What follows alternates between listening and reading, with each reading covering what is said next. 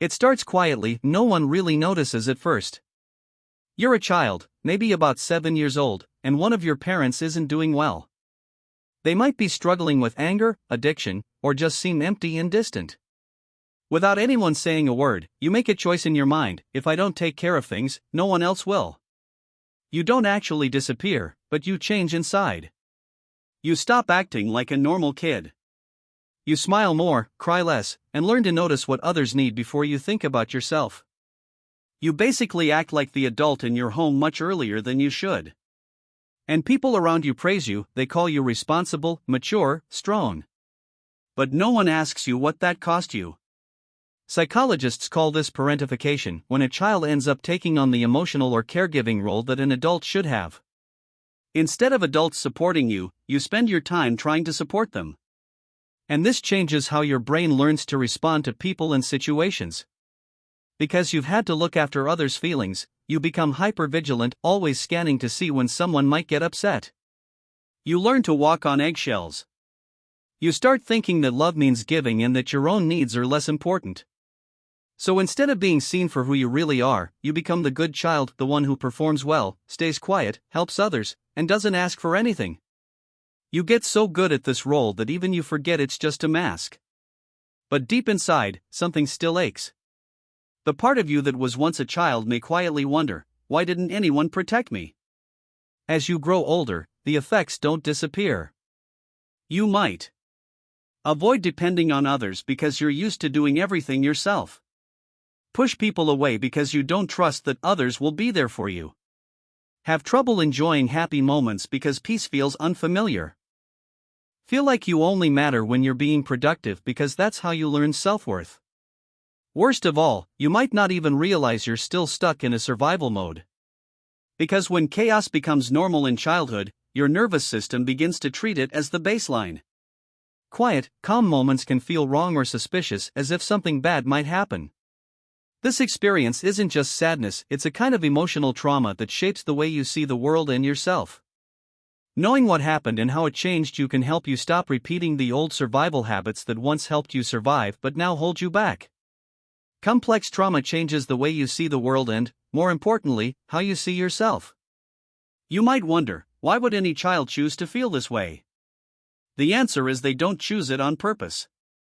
Children will do anything to feel loved and safe, even if it means giving up parts of themselves. It's not a conscious decision, it's survival. When safety isn't there, a child hides their true self to belong. That's not weakness, it's instinct. But the painful truth is this: what helped you survive as a child now traps you as an adult.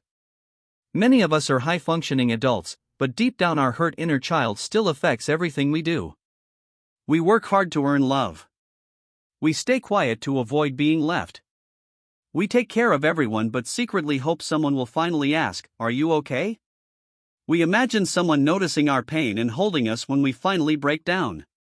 But that need isn't from the adult you are now, it's from the child inside you who never got comfort. The first step to healing isn't trying to fix yourself. It's acknowledging what really happened. Until you do, you'll downplay your pain with thoughts like, "It wasn't that bad," or "Others had it worse." But saying you're fine is just another mask. So what happens when that hurt child grows up? You become an adult who still doesn't feel safe, even in calm moments. You become an adult who still doesn't feel safe, even in calm moments. You struggle to trust kindness. You give to others but can't accept help yourself. You apologize for crying. You tense up at compliments.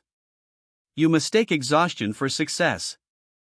That's the cost of growing up too fast, learning to be strong but not learning how to be soft, honest, or cared for yourself. No one is going to come save the child you buried inside you. You have to go back and hold their hand. You have to say what no one ever said to you. You didn't deserve that. You were just a child. Now you are allowed to rest. This is where healing begins, not by fixing, not by pretending, not by staying positive, but by facing the parts of yourself you ignored. It's hard. It means feeling the grief you never had time for, the anger, the sadness, the unmet needs. It means crying for the birthdays no one showed up for and mourning the childhood you lost. But feeling that grief isn't weakness, it's healing. The frozen parts of you are finally thawing. You might act like the therapist in your friendships, always helping others, but never let anyone truly know you. People might admire how independent you are, but underneath you're afraid of being a burden. In relationships, you might do too much, fixing things, explaining yourself, taking care of everyone, and then feeling resentful. You might find it hard to set limits because saying no still feels like you're betraying someone. These aren't personality flaws, they're survival habits you learn to cope. The good news is they can be unlearned, but only when you stop worshiping your strength and start acknowledging your hurt. One important step is to ask your inner child, what did I need back then that I never got? You might discover answers like, I needed someone to tell me it wasn't my fault. I needed someone to ask how I was. I needed time to play, rest, and laugh without fear. Then, little by little, you start giving those things to yourself, not to change the past, but to stop repeating it. This is how you stop looking for parent figures in your partners. This is how you stop confusing anxiety with intuition. This is how you stop running from the child you were and start becoming the person you're meant to be. Carl Jung said, there is no coming to consciousness without pain. People will do anything to avoid facing their own feelings, but real inner work requires facing all of it, the parts you ignored, feared, or felt ashamed of. Healing isn't becoming a new person. It's remembering who you were before life taught you to hide. So if you grew up too fast, hear this.